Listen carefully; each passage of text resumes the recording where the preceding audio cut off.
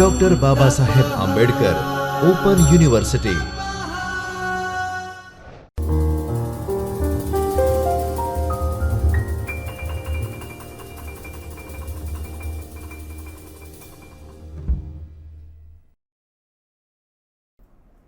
નમસ્કાર. Doctor Baba Saheb Ambedkar open university શિક્ષણશાસ્ત્ર વિભાગ તરફથી હું ડૉક્ટર જયશ્રી ગુર્જર આપ સર્વેનું હાર્દિક સ્વાગત કરું છું. બીએડ બેચલર ઓફ એજ્યુકેશન પ્રથમ વર્ષ પ્રશ્નપત્ર નંબર ES 121 ભારતમાં પ્રાથમિક અને માધ્યમિક શિક્ષણનો વિકાસ. બ્લોક નંબર 1 એકમ નંબર 5 પ્રાથમિક શિક્ષણની અન્ય સમસ્યાઓ. તાલીમાર્થી મિત્રો, અગાઉના લેક્ચરમાં આપણે પ્રાથમિક શિક્ષણની અન્ય સમસ્યાઓ અંતર્ગત નિરક્ષરતા નિવારણ અંતર્ગત નિરક્ષરતા એટલે શું, તેનો અર્થ, તેની સંકલ્પના, તેના વિશે ચર્ચા કરી હતી. ત્યારબાદ નિરક્ષરતાના કારણો અંતર્ગત આપણે ચર્ચા કરી હતી અને હવે આજના લેક્ચરમાં આપણે નિરક્ષરતા નિવારણના ઉપાયો કયા યોજી શકાય તેના વિશે ચર્ચા કરીશું. તાલીમાર્થી મિત્રો, નિરક્ષરતા નિવારણના ઉપાયો વિશે ચર્ચા કરીએ તે પહેલાં નિરક્ષરતા વિશે એક આછો ખ્યાલ આપણે મેળવી લઈએ કે નિરક્ષરતા એટલે શું. તો સાદી એની જો સંકલ્પના આપણે કહીએ તો જે વ્યક્તિએ શિક્ષણ નથી લીધું, ભણેલું નથી, વાંચતા લખતા એટલે કે લેખનમાં, ગણનમાં, વાંચનમાં જેને નથી આવડતું, જે વાંચી નથી શકતો, તેવા લોકોને આપણે નિરક્ષર કહીશું. એટલે કે જેનામાં સાક્ષરતાનો અભાવ છે, કે જે પોતાની માતૃભાષામાં વાંચી નથી શકતો, ગણિતની ગણતરી નથી કરી શકતો, તેવા જે વ્યક્તિઓ છે તે વ્યક્તિઓને આપણે નિરક્ષરતા એટલે કે નિરક્ષર વ્યક્તિઓ કહી શકીએ. એક અહીં આપણે આંકડા સર્વે જોઈએ કે વર્તમાન પરિસ્થિતિમાં સાક્ષરતાનો દર કેટલો છે. તો તાલીમાર્થી મિત્રો, અત્યારે વર્તમાન સમયમાં આપણે શાળા પ્રવેશોત્સવ, ગુણોત્સવ, કન્યા કેળવણી વગેરે વિવિધ પ્રકલ્પો દ્વારા આપણે સાક્ષરતા અભિયાન શરૂ કર્યું છે કે મોટા ભાગના બાળકો શિક્ષણ મેળવતા થાય, કોઈ પણ બાળક શિક્ષણથી વંચિત રહી ના જાય, તે માટે સતત આપણે પ્રયત્નશીલ રહીએ છીએ. કેટલાક આંકડાના સંદર્ભમાં આપણે તેને સમજીએ તો જોઈએ તો હાલની જે આપણી વસ્તી છે તે છે 6,04,39,692 છે. તેમાંથી જો પુરુષો જોઈએ તો કેટલા છે? 3,14,00,000 અંદાજિત છે. જ્યારે સ્ત્રીઓ છે 2,89,48,432 છે. હવે જે આ 6,04,00,000 છે એમાંથી રાજ્યમાં સાક્ષર વ્યક્તિઓ કેટલા છે? રાજ્યની વસ્તીમાં સાક્ષર દરની જે સંખ્યા છે તે છે 4,10,93,358 છે. હવે જો એનું પણ બાયફર્ગેશન કરીએ એટલે કે પુરુષ કેટલા સાક્ષર છે અને સ્ત્રીઓ કેટલી સાક્ષર છે, તો જો તે જોઈએ તો તેમાં પુરુષોનો સાક્ષરતા દર 2,34,74,873 છે, જ્યારે સ્ત્રીઓનો સાક્ષરતા દર 1,76,18,485 છે. એને ટકાની રીતે જો જોઈએ તો કુલ રાજ્યમાં સાક્ષરતા દર છે એ 78.3% થાય. એટલે કે કુલ જે વસ્તી છે 6,04,00,000, તેમાંથી સાક્ષરતાનો દર છે તે છે 4,10,00,000 અંદાજિત, અને તેનું જો ટકા કાઢીએ તો 78.03% સાક્ષરતાનો દર છે આપણા રાજ્યમાં. તેવી જ રીતે આપણે પુરુષોની વાત કરીએ તો પુરુષોની કુલ સંખ્યા કેટલી છે? તો 3,14,91,260 છે, અને તેમાંથી સાક્ષર પુરુષો કેટલા છે? તો 2,34,74,873, અને તેના ટકા છે 85.75% સાક્ષર છે. જ્યારે સ્ત્રીઓની વાત કરીએ છીએ સ્ત્રીઓનો સાક્ષરતા દરમાં જો આપણે પર્સન્ટેજ જોઈએ તો 69.68% સાક્ષરતા દર છે. એટલે કે જે કુલ સ્ત્રીઓની સંખ્યા છે 2,89,48,432 છે. તેમાંથી જે સાક્ષર સ્ત્રીઓ છે તેનો ટકાવારીમાં જોઈએ તો એ માત્ર 69.68% સાક્ષરતા દર છે. આમ રાજ્યમાં કુલ સાક્ષરતા દરનું પ્રમાણ અંદાજિત જોઈએ તો આપણા ત્યાં 78.3% છે. એટલે કે 78.3% સિવાયનો જે વર્ગ છે, જે નિરક્ષર છે, જે વાંચી શકતો નથી, લખી શકતો નથી, પોતાની માતૃભાષામાં પણ એ નથી વાંચી શકતો, તો એવા જે સાક્ષર નથી, તો એ લોકોને આપણે સાક્ષર કરવા માટે એક શિક્ષક તરીકે આપણે કયા ઉપાયો યોજી શકીએ, તો તેના વિશે આપણે ચર્ચા કરીશું. આ જે નિરક્ષરતા નિવારણ માટેના ઉપાયો, એ જે છે ટોપિક, એ પરીક્ષાની રીતે પણ ખૂબ જ અગત્યનો છે. લોંગ ક્વેશ્ચનમાં આવે એવો છે કે નિરક્ષરતા નિવારણ માટે એક શિક્ષક તરીકે આપણે કયા ઉપાયો યોજી શકીએ, તો તેના વિશે આપણે ચર્ચા ક્રમાનુસાર કરતા જઈશું. તો કયા ઉપાયો યોજી શકીએ તે અંતર્ગત પ્રથમ જે છે તે છે લોક સહકાર. નિરક્ષરતા નિવારણ દૂર કરવા માટે અથવા તો સાક્ષરતાનો દર ઊંચો કરવા માટે લોક સહકારની ખૂબ જ જરૂર છે. લોકોએ એકત્ર થવાની, એકઠા થવાની ને સાક્ષરતાનો દર ઊંચો જતો જાય તે માટે સતત પ્રયત્નશીલ રહેવું પડશે. તે માટે દરેક શિક્ષિત વ્યક્તિએ જાગૃત રહેવું પડશે અને જાગૃત રહી અને સાક્ષરતા અભિયાન છે તેને પોતાની રીતે પોતાના જિલ્લામાં, પોતાના વિસ્તારમાં, પોતાના એરિયામાં, પોતાના રાજ્યમાં કે જ્યાં વ્યક્તિઓ સાક્ષર નથી અથવા તો અમુક કારણોસર તેમણે શિક્ષણ છોડી દીધું છે, અધવચ્ચેથી શિક્ષણ તેમણે મૂકી દીધું છે, અથવા તો બિલકુલ જે ભણેલા જ નથી એવા જે વ્યક્તિઓ છે તે લોકોને સાક્ષર બનાવવા છે. તો તેવા વ્યક્તિઓ માટે અથવા તો જે પ્રૌઢ વ્યક્તિઓ છે, તો તે લોકો માટે પ્રૌઢ શિક્ષણના વર્ગો ચલાવવા માટે જે વ્યક્તિઓએ શિક્ષણ મેળવ્યું છે તો તેવા લોકો રાત્રિ શાળાઓનું આયોજન કરી શકે. જાહેર રજાના દિવસોમાં પણ જે ગરીબ બાળકો છે તે લોકોને શિક્ષણ આપવાનું કામ શરૂ કરી શકે. ગ્રામ્ય વિસ્તારોમાં પણ જઈ અને આપણે સાક્ષરતાનું એટલે કે શિક્ષણનું શું મહત્ત્વ છે, શિક્ષણ થકી ઘરમાં, સમાજમાં અને દેશમાં કેવી રીતના આપણે જાગૃતિ લાવી શકીએ તે માટેની ચર્ચા કરી, તે માટેનું નાટક દ્વારા, પ્રદર્શની દ્વારા વગેરે સમજૂતી આપીને એટલે કે સમજાવટ દ્વારા વગેરે વિવિધ પ્રકારે લોકોએ એકત્ર થઈને એટલે કે લોક સહકાર બધાએ ભેગા થઈ અને આ નિરક્ષરતા નિવારણને દૂર કરવા માટેના પ્રયત્નો કરવા જોઈએ. અને સાક્ષરતાનો પ્રચાર પ્રસાર વધારે વ્યાપ થાય, વધારે ફેલાય, લોકોમાં જાગૃતિ વધે તે માટેના સતત પ્રયત્નો આપણે કરતા રહેવું જોઈએ. ત્યાર પછી નિરક્ષરતા નિવારણ અંતર્ગતના બીજો જે ઉપાય છે તે છે વસ્તી વૃદ્ધિ પર નિયંત્રણ.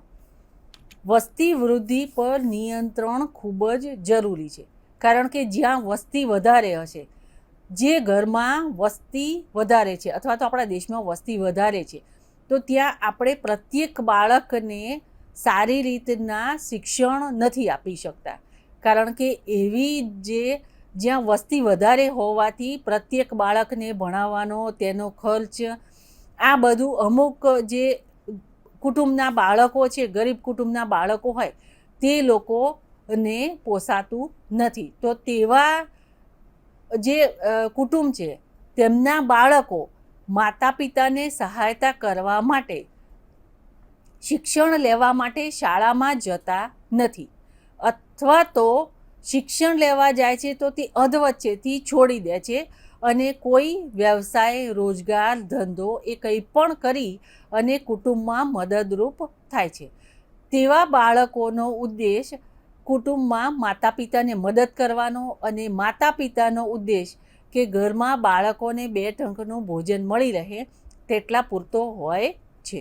એટલે કે વસ્તી વૃદ્ધિના કારણે આપણે બાળકોને પાયાની સુવિધા નથી આપી શકતા, સારી રીતના શિક્ષણ નથી આપી શકતા.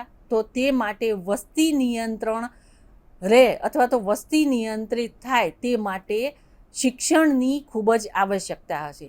જ્યાં શિક્ષણ હશે ત્યાં સમજ હશે, અને સમજ હશે તો ત્યાં આપણે વસ્તી વૃદ્ધિ ઉપર નિયંત્રણ લાવી શકીશું. ત્યાર પછી છે પ્રત્યેક ગામમાં શાળાની સુવિધા. આપણે અત્યારે તો પ્રત્યેક ગામમાં શાળાની સુવિધા છે, પરંતુ જો થોડા અગાઉના વર્ષો પર નજર કરીએ તો પ્રત્યેક ગામમાં શાળાની સુવિધા ના હોવાના કારણે જે ખાસ કરીને દીકરીઓ છે કે કન્યાઓ છે, તો તેમને તેમના માતા પિતા એ બીજા ગામમાં અથવા જિલ્લામાં શિક્ષણ લેવા માટે બહાર જવા દેતા નથી. અથવા તો કુમાર અને કન્યાની ભેગી શાળા છે તો ત્યાં પણ એ શિક્ષણ લેવા માટે જવા દેતા નથી, અને તેના કારણે કન્યાઓ શિક્ષણથી વંચિત રહી જાય છે. અમુક જૂના રીતિ રિવાજો, અંધશ્રદ્ધા, તેના કારણે પણ અમુક વાલીઓ કન્યાઓને શિક્ષણ આપવા માટે, એટલે કે કન્યા શાળામાં શિક્ષણ લેવા જાય તો તેના માટે પણ તૈયાર હોતા નથી.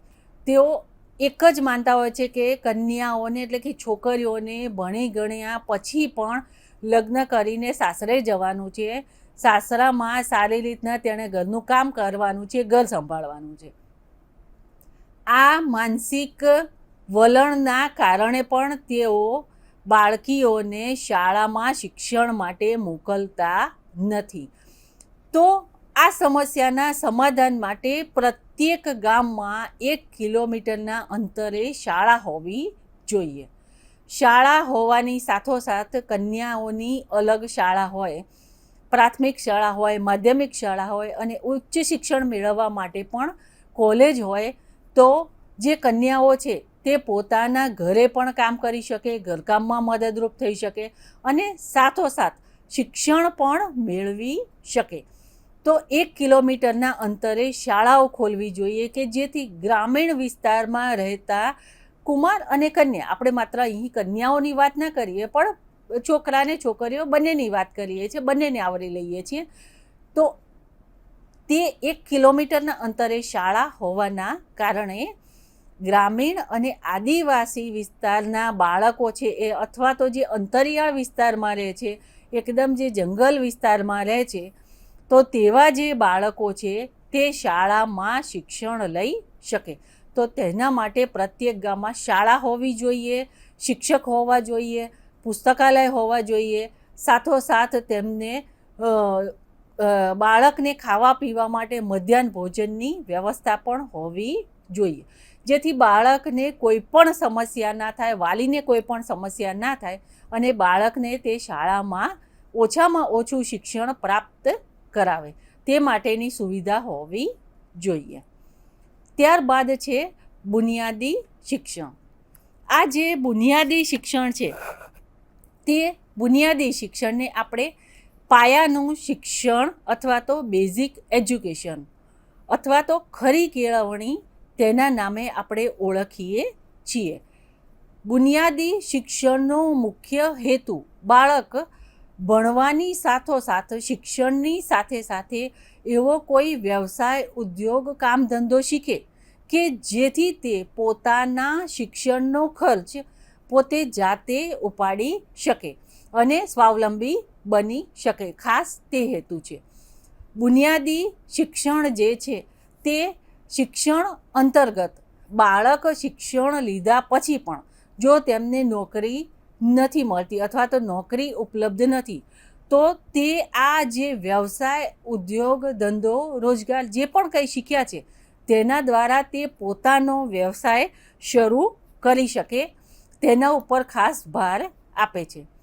બુનિયાદી શિક્ષણમાં 3Hની વાત કરવામાં આવી છે કે હેન્ડ, હાર્ટ અને હેડ, એટલે કે હાથ, હૃદય અને મસ્તિષ્કની વાત કરવામાં આવી છે. વર્તમાન સમયમાં એક ચોથા પણ Hનો સમાવેશ થાય છે, તે છે હેલ્થ. એટલે કે બાળકની તબિયત પણ એટલી જરૂરી છે, હેલ્થનું પણ એટલું જ ધ્યાન રાખવું જોઈએ. આ ત્રણની વાત કરવામાં આવી છે. બુનિયાદી શિક્ષણમાં એક ખાસ વાત એ પણ કરવામાં આવી છે કે બાળક 7 વર્ષનું થાય ત્યાં સુધી તેને શિક્ષણ પોતાની માતૃભાષામાં જ આપવામાં આવે. એટલે કે બાળક પોતાની માતૃભાષામાં શીખે.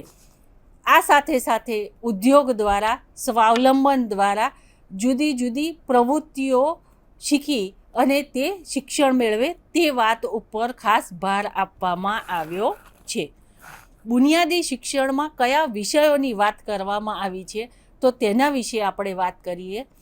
તો બુનિયાદી શિક્ષણમાં માતૃભાષા છે, હસ્તકલા છે, ગણિત, સામાજિક વિજ્ઞાન, ચિત્રકલા, સંગીત, ઉદ્યોગ, રમતગમત વગેરે વિષયોને બુનિયાદી શિક્ષણમાં આવરી લેવામાં આવ્યા છે.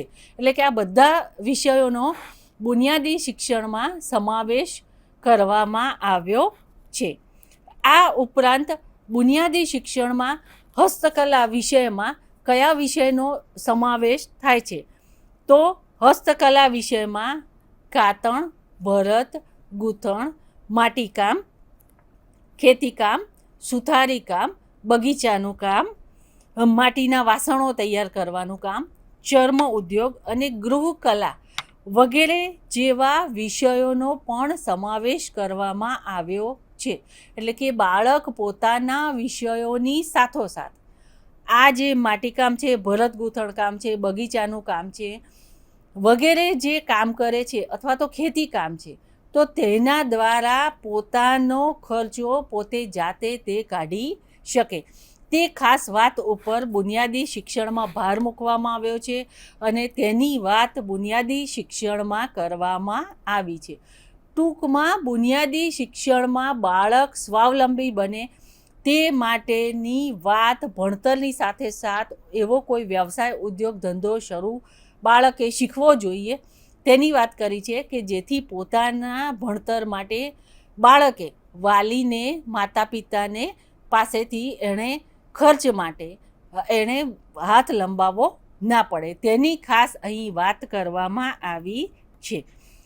ટૂંકમાં બુનિયાદી શિક્ષણ જે છે એ બાળકને એ વૈજ્ઞાનિક પદ્ધતિ છે અને બાળકના તન અને મન, ધન અને તેને ધ્યાનમાં રાખી અને રચનાત્મક પ્રવૃત્તિ અહીં છે.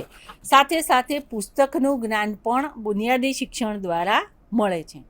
અને અંતમાં બુનિયાદી શિક્ષણનો મુખ્ય હેતુ, ઉદ્દેશ જો આપણે જોઈએ તો બાળકનો વૈયક્તિક, સામાજિક, સાંસ્કૃતિક, નૈતિક, ચારિત્રિક, વ્યવસાયિક વિકાસ કરવાનો છે. આમ બુનિયાદી શિક્ષણ દ્વારા પણ આપણે આદર્શ નાગરિક તૈયાર કરવાનો હેતુ અહીં છે. તેની વાત આપણે કરી. ત્યાર પછી છે પ્રૌઢ શિક્ષણ. પ્રૌઢ શિક્ષણ અંતર્ગત આપણે જોઈએ તો ઘણા પણ એવા વ્યક્તિઓ હોય છે કે જે અમુક કારણોસર શિક્ષણ નથી મેળવી શકતા અથવા શિક્ષણથી વંચિત રહી જાય છે અને તેવા પ્રૌઢોને, એવા વ્યક્તિઓને ભણવાની ખરેખર જિજ્ઞાસા છે જેમને શિક્ષણ મેળવવું છે, જેમને સાક્ષર બનવું છે. તો તેવા વ્યક્તિઓ માટે પ્રૌઢ શિક્ષણના વર્ગો શરૂ કરવા જોઈએ. સાંજના પ્રૌઢ શિક્ષણના વર્ગો હોય, રાત્રિના વર્ગો હોય, જાહેર રજાના દિવસના હોય, શનિ રવિના હોય, આવી રીતના પ્રૌઢ શિક્ષણના વર્ગનું આયોજન કરી અને તે વ્યક્તિઓને શિક્ષણની સાથોસાથ જીવનમાં ઉપયોગી બને તેવા વ્યવહારિક પાઠોનો પણ સામેલ કરી અને તે લોકોને શિક્ષણ પૂરું પાડવું જોઈએ. તો પ્રૌઢ શિક્ષણ અંતર્ગત પણ આપણે સાક્ષરતા દર વધારી શકીશું. ત્યાર પછી છે સંચાર અને સંપર્ક માધ્યમો દ્વારા. આપણે જ્યારે અત્યારે 21મી સદીમાં છીએ તો આંગળીના વેઢે ગણાય એટલા સમયમાં આપણે કોઈ પણ માહિતી સરળતાથી નેટ દ્વારા આપણે મેળવી શકીએ છીએ. એટલે કે રેડિયો દ્વારા, દૂરદર્શન દ્વારા, કોમ્પ્યુટર, ઇન્ટરનેટ વગેરે શૈક્ષણિક દ્રશ્ય અને શ્રાવ્ય માધ્યમો દ્વારા, બંને પ્રકારના દ્રશ્ય શ્રાવ્ય માધ્યમો દ્વારા આપણે સાક્ષરતાની વાત કરીને સાક્ષરતાની સંખ્યા આપણે એમાં પણ વધારો કરી શકીએ છીએ, એટલે કે નિરક્ષરતા નિવારણ માટેના ઉપાયો યોજી શકીએ છીએ. અને સાક્ષર બનાવવા માટે સાક્ષરતા શા માટે જરૂરી છે, શિક્ષણ શા માટે જરૂરી છે, શિક્ષણ દ્વારા ઘરનો વિકાસ કેવી રીતના કરી શકીશું, સમાજમાં કેવી રીતના તમે પ્રદાન કરી શકીશું, તેના દ્વારા રાજ્યનો રાષ્ટ્રનો વિકાસ કેવી રીતના થશે, તો તે તમે સરળતાથી સમજાવી શકશો. અને તેની સાથોસાથ આપણે રેડિયો દ્વારા એવા કાર્યક્રમો યોજી અથવા તો દૂરદર્શન દ્વારા એવી ફિલ્મ બતાવી, એવી સામાજિક ફિલ્મો બતાવી કે શિક્ષણનો સાક્ષરતા દ્વારા સમાજમાં ક્યાં જાગૃતિ લાવી શકાશે, તો તેનો પણ પ્રચાર પ્રસાર કરી સાક્ષરતા આપણે એટલે કે સાક્ષરતા દર વધારી શકીશું અથવા તો નિરક્ષરતાનું પ્રમાણ છે તેનો ઘટાડો આપણે કરી શકીશું. સાક્ષરતાના ઉપાયો અંતર્ગત છે કે સ્ત્રી શિક્ષણ. ખાસ કરીને આપણે અગાઉ પણ વાત કરી તેમ વધારેમાં વધારે ગ્રામ્ય વિસ્તારોમાં કન્યાઓની શાળાઓ, કન્યા કેળવણી, બાલિકાઓ શિક્ષણ લેતી થાય, છોકરીઓ શિક્ષણ મેળવતી થાય, તે માટે કન્યા શાળાઓ ખોલવી જોઈએ. પ્રત્યેક ગામમાં એક કન્યા શાળા હોવી જોઈએ કે જેથી કન્યાઓ સરળતાથી કન્યા શાળામાં જઈ શિક્ષણ મેળવી શકે, પ્રાથમિક શિક્ષણ મેળવે, માધ્યમિક શિક્ષણ મેળવે અને ઉચ્ચ શિક્ષણ મેળવી શકે. ઓછામાં ઓછું જો તેમણે શિક્ષણ મેળવેલું હશે તો આ કન્યા તેના ઘરને એ ઉજાળશે અને તેના દ્વારા કન્યાએ શિક્ષણ મેળવ્યું હશે તો એ ઘરમાં પણ જાગૃતિ લાવશે અને બાળકોને પણ શિક્ષણનું મહત્ત્વ સમજાવશે. એટલે કે કન્યા કેળવણીની પણ ખૂબ જ જરૂર છે. કન્યા કેળવણીનું આપણે જો સાક્ષરતા દર એ કેટલો ઓછો છે તો તેને વધારવા માટેના આપણે પ્રયત્નો કરવા જોઈએ. કન્યા કેળવણીનો દર વધશે તો સાક્ષરતાનો દર વધશે તો રાષ્ટ્રના વિકાસમાં પણ આપણે અમૂલ્ય યોગદાન આપી શકીશું. ત્યાર પછી છે મફત અને ફરજિયાત શિક્ષણ. આપ સર્વેને ખ્યાલ છે કે સરકારે 6 થી 14 વર્ષના બાળકોને મફત, ફરજિયાત અને પ્રાથમિક શિક્ષણની હિમાયત કરી છે કે પોતાના ગામડામાં, પોતાના વિસ્તારમાં, પોતાના તાલુકામાં, પોતાના જિલ્લામાં દરેક ને બાળક એટલે કે જે પણ બાળક છે તે નિરક્ષર ના રહી જાય તે જોવાની જવાબદારી, તે જોવાની ફરજ આપણા સર્વેની છે. અને કોઈ પણ વ્યક્તિ નિરક્ષર છે, શા માટે શિક્ષણ નથી લઈ શકતો, તે માટેના પ્રયત્નો એટલે કે તે માટેના કારણો શોધી તે દૂર કરવા માટેના ઉપાયો કરવા જોઈએ. અને બાળક ઓછામાં ઓછું શિક્ષણ લેતો જાય, ઓછામાં ઓછું શિક્ષણ મેળવે. અને શિક્ષણની સાથે સાથે શાળામાં બાળકોને મધ્યાહન ભોજન પણ આપવામાં આવે છે તો તેમને ભોજનનો પ્રશ્ન પણ અહીં ઉપસ્થિત થતો નથી. અને બાળક શિક્ષણ લેતો થાય, શિક્ષણ પ્રત્યે રસ જાગૃત કરવો તે જોવાની જવાબદારી આપણા સર્વેની છે. એટલે કે આપણી જે બંધારણની આપણે જે છે કે 6 થી 14 વર્ષના તમામ બાળકોને મફત, ફરજિયાત અને સાર્વત્રિક શિક્ષણ મળી રહે તો તે પ્રત્યેક ગામડામાં, જિલ્લામાં બાળકને મળે છે તે જોવાની જવાબદારી આપણા સર્વેની બની રહે છે. ત્યાર પછી છે અધવચ્ચેથી શાળા છોડી જતા બાળકોની સંખ્યા ઘટાડવી. આપણે જોઈએ છીએ કે ઘણીવાર બાળક શાળામાં પ્રવેશ મેળવે છે પરંતુ પ્રવેશ મેળવ્યા બાદ અમુક કેટલાક એમના સામાજિક કારણ છે, આર્થિક કારણ છે, કૌટુંબિક કારણો છે, તેના કારણે બાળક અધવચ્ચેથી શાળામાંથી જે શિક્ષણ મેળવતું હોય છે તો તે શિક્ષણ છે એ છોડી દે છે અને અધવચ્ચેથી એ શાળામાંથી ઉઠી જાય છે. એટલે કે અહીં અપવ્યય અને સ્થગિતતા બંનેનું પ્રમાણ જોવા મળે છે. જે કારણો છે એ કૌટુંબિક કારણ એટલે કે બાળક જે કુટુંબમાં છે, માતા પિતાને આર્થિક રીતે મદદ કરવા માટે, નાના ભાઈ બહેનોને સાચવવા માટે અથવા ખેતીકામમાં રોકાયેલા હોય, ઘરની આર્થિક પરિસ્થિતિ ખૂબ જ ખરાબ છે, જેના કારણે તો વિવિધ કારણોના લીધે બાળકને ભણવાની ઈચ્છા હોવા છતાં બાળક શાળામાંથી શિક્ષણ છોડી દે છે, અધવચ્ચેથી ઊભો થઈ જાય છે, અથવા તો એ 1થી 7 ધોરણ સુધીનું 8 ધોરણ સુધીનું સળંગ એ શિક્ષણ મેળવતો નથી. તો ત્યાં અપવ્યય અને સ્થગિતતાનો પ્રશ્ન ઉપસ્થિત થાય છે. તો સ્થગિતતા એટલે શું? તો આપણે આગળ પણ વાત કરી હતી તેમ સ્થગિતતા એટલે કે બાળક જે છે એ 1ના 1 ધોરણમાં 1 કરતાં વધારે વર્ષો રહે છે, એટલે કે 1 કરતાં વધારે વર્ષો નાપાસ થાય છે, સ્થગિત થાય છે, તેને શિક્ષણની ભાષામાં આપણે સ્થગિતતા કહેવામાં આવે છે. ત્યાર પછી છે અપવ્યય. તો બાળક જ્યારે પ્રાથમિક શાળામાં પ્રવેશ મેળવે છે ત્યારથી એ સળંગ જે શિક્ષણ છે, 1થી 5 ધોરણ સુધીનું શિક્ષણ કે 1થી 8 ધોરણ સુધીનું સળંગ જે શિક્ષણ છે, તે સળંગ શિક્ષણ મેળવ્યા વગર વચ્ચેથી બાળક શાળામાંથી એ જતો રહે છે, એટલે કે શાળામાંથી ઉઠી જાય છે. તો તેના કારણે પણ અહીં અપવ્યય થાય છે, એટલે કે આ બાળકો જે છે અપવ્યય અને સ્થગિતતાના કારણે, તેના કારણે પણ આપણે નિરક્ષરતાની સંખ્યા વધી જાય છે. એટલે અપવ્યય અને સ્થગિતતા ના થાય તેના માટે બાળકો પ્રાથમિક શિક્ષણ ઓછામાં ઓછું પૂરું કરે તો તે માટેના આપણે તમામે પ્રયત્નો કરવા જોઈએ ને સાક્ષરતાનો દર વધે તે માટે બાળક શાળામાંથી ઉઠી ના જાય, 1ના 1 ધોરણમાં નપાસ ના થાય, તેના કારણો જાણવા જોઈએ. કારણો જાણ્યા પછી એક શિક્ષક તરીકે આપણે તેના ઉપાયો કરવા જોઈએ. તો તેની અહીં ખાસ વાત કરવામાં આવી છે. ત્યાર પછી છે કે અમુક એવા અંતરિયાળ વિસ્તારમાં પણ જે લોકો રહેતા હોય છે કે જંગલમાં, પહાડમાં, અંતરિયાળ વિસ્તારમાં, દુર્ગમ વિસ્તારમાં છે, સ્થાનફેર થાય છે તેવા વિસ્તારમાં લોકો રહેતા હોય છે. તો આ લોકોનું જે જીવન છે તે લોકો પણ શિક્ષણથી વંચિત હોય છે. તો આ લોકો શિક્ષણ મેળવી શકે તે માટે સતત આપણે બધાએ જાગૃત રહેવું પડશે, પ્રયત્નશીલ રહેવું પડશે. શિક્ષણનું તે લોકોને મહત્ત્વ સમજાવવું પડશે અને જૂની જે માન્યતાઓ છે, રીતિ રિવાજ છે, અંધશ્રદ્ધા છે, તેમાંથી બહાર લાવી અને શિક્ષણના કારણે તે ઘરને કેવી રીતના ઉજાળશે, સમાજમાં કેવી રીતના પોતાનું યોગદાન આપશે, તે માટેની સમજ આપણે પૂરી પાડવી પડશે.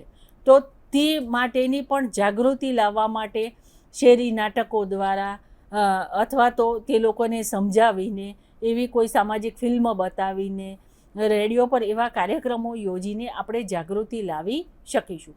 અથવા તો ઘરે ઘરે જઈ અને નિરક્ષરતા દૂર કરવા માટેના, સાક્ષરતા માટેના આપણે ઉપાયો યોજી શકીશું. ત્યાર પછી છે શૈક્ષણિક સાહિત્યની રચના. શૈક્ષણિક સાહિત્ય એટલે કે બાળક જ્યારે શાળામાં ભણે છે તો પ્રત્યેક બાળકને જેમ બુનિયાદી શિક્ષણમાં વાત કરી કે પોતાની માતૃભાષામાં 7 વર્ષનું થાય ત્યાં સુધી તેને શિક્ષણ મળવું જોઈએ. તો તેની સાથે સાથ આપણે એ બીજી પણ એક વસ્તુ જોડી દઈશું કે બાળકની આ જે શિક્ષણ છે તે પોતાની માતૃભાષામાં જ મળવું જોઈએ. એટલે કે જે સાહિત્ય લખાય છે એ સાહિત્ય બાળકને પોતાની માતૃભાષામાં મળવું જોઈએ કે જેથી તે સરળતાથી વાંચી શકે, લખી શકે, બોલી શકે અને પરીક્ષામાં તૈયારી કરી શકે. એટલે કે જે શૈક્ષણિક સાહિત્ય છે તે પ્રત્યેક બાળકને પોતાની માતૃભાષામાં મળી રહે તે જોવાનું કામ પણ જે શિક્ષિત વ્યક્તિઓ છે તેનું છે. આ માટેનું જે મૌલિક સાહિત્ય છે તે તૈયાર કરવું જોઈએ અથવા તો જે સાહિત્ય છે તેનો અનુવાદ કરવો જોઈએ. પરંતુ બાળક પોતાની માતૃભાષામાં સાહિત્ય મળે અને તેના દ્વારા શિક્ષણ લે તે માટેના પ્રયત્નો આપણે તમામ શિક્ષિત વ્યક્તિઓએ અહીં કરવાના છે. ત્યાર પછી છે નવોદિત શાળાઓની આવશ્યકતા. નવોદિત શાળાઓની એટલે કે માત્ર ગ્રામ્ય અને શહેરી વિસ્તારની જે શાળાઓ છે તેના પર આપણે નિર્ભર ના રહીએ, પરંતુ નવોદય શાળાની જે યોજના છે તેનો પણ લાભ મેળવી અને નિરક્ષરતા નિવારણ માટેના ઉપાયો હાથ ધરવા જોઈએ. તેના માટે પણ જાગૃતિનું કામ એક શિક્ષક તરીકે આપણે કરવાનું છે. તો આમ આ નિરક્ષરતા માટેના જે એક ઉપાયો હતા, કયા કરી શકીએ તે હતા. સાથોસાથ આપણે સાક્ષરતા વધારવા માટેના અન્ય કયા ઉપાયો છે તો તે આપણે જોઈએ. એક શિક્ષક તરીકે સાક્ષરતા વધારવા માટે કયા ઉપાયો યોજી શકીએ? તો આ જે પ્રશ્ન છે એ 5 માર્ક્સમાં પૂછાઈ શકે એવો છે કે સાક્ષરતા વધારવા માટેના ઉપાયો જણાવો. તો ક્રમશઃ જે ઉપાયો છે તે ઉપાયો એક શિક્ષક તરીકે આપણે યોજી શકીએ. તો સૌપ્રથમ અને સૌથી અગત્યનો જે છે એ નિરક્ષરતા દૂર કરવા માટે શિક્ષણનો પ્રચાર અને પ્રસાર કરવો પડશે. એક કરતાં વધારે વાર ગ્રામ્ય વિસ્તારમાં જઈ, અંતરિયાળ વિસ્તારમાં જઈ, શહેરમાં જઈ, જ્યાં નિરક્ષર વ્યક્તિઓની સંખ્યા વધુ છે ત્યાં જઈ શિક્ષણનું મહત્ત્વ છે તે સમજાવવું પડશે. શિક્ષણના મહત્ત્વ થકી ઘરમાં, સમાજમાં, દેશમાં કઈ આપણે જાગૃતિ લાવી શકીશું તેની સમજાવટ આપણે સમજણ એટલે કે આપવી પડશે. અને આ શિક્ષણનો પ્રચાર ને પ્રસાર આપણે સતત કરતા રહેવું પડશે. તેના થકી આપણે સાક્ષરતાની જ્યોતને પ્રગટાવતા રહીશું, જલાવતા રહીશું. બીજું, સાથોસાથ શિક્ષણ જે છે આપણે આગળ કહ્યું તેમ 6 થી 14 વર્ષના બાળકોને મફત, ફરજિયાત અને સાર્વત્રિક શિક્ષણની જે વાત કરી તો એ નિઃશુલ્ક શિક્ષણ બાળકોને મળી રહે તે પણ જોવાની જવાબદારી આપણા સર્વેની છે. કે બાળકની આર્થિક પરિસ્થિતિ સારી નથી તો તેના માટે પાઠ્યપુસ્તકો, ભોજનની વ્યવસ્થા છે તે બાળકોને મળી રહે તે જોવાની જવાબદારી આપણા સર્વેની છે. બાળકનો શિક્ષણમાં રસ અને રુચિ એટલે કે કન્યા અને કુમાર બંને, છોકરાને છોકરીઓનો શાળામાં શિક્ષણમાં રસ જળવાઈ રહે તે જોવાની જવાબદારી આપણા સર્વેની છે.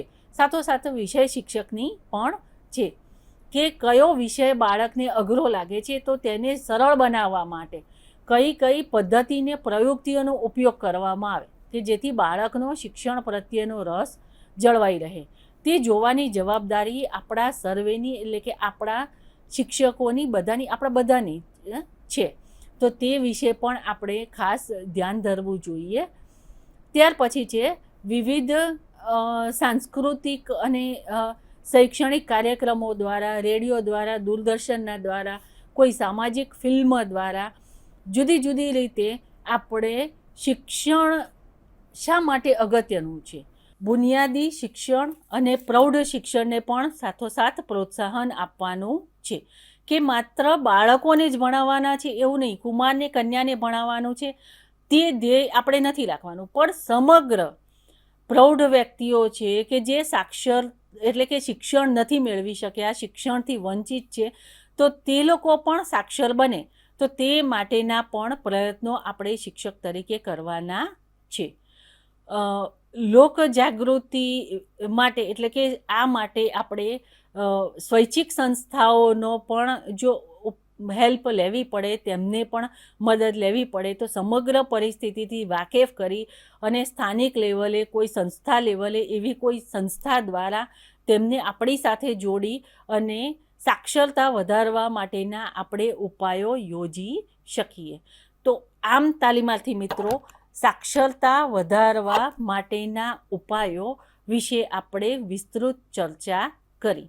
તો આમ આ સમગ્ર જે એકમ છે કે નિરક્ષરતા એટલે શું, નિરક્ષરતા માટેના કારણો અને નિરક્ષરતા દૂર કરવા માટેના ઉપાયો તેના વિશે આપણે ચર્ચા કરી. અને નિરક્ષરતા નિવારણના એટલે કે સાક્ષરતા માટે એક શિક્ષક તરીકે આપણે કયા ઉપાયો યોજી શકીએ તો તેના વિશે પણ આપણે વિસ્તૃત ચર્ચા કરી. હવે પછીના લેક્ચરમાં આપણે બીજા અન્ય કોઈ વિષય વિશે વિસ્તૃત ચર્ચા કરીશું. ત્યાં સુધી રજા આપો. નમસ્કાર. સ્વાધ્યાયઃ